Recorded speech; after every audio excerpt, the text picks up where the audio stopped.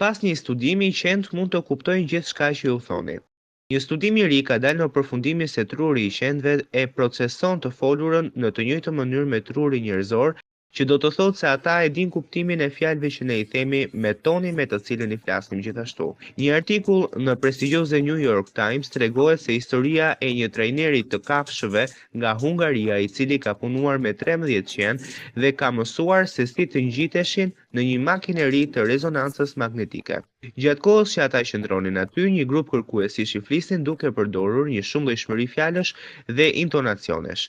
Disa prej këtyre fjalëve ishin pozitive me intonacion pozitiv, ndërsa disa të tjera pa kuptim por me intonacion pozitiv dhe disa fjalë negative.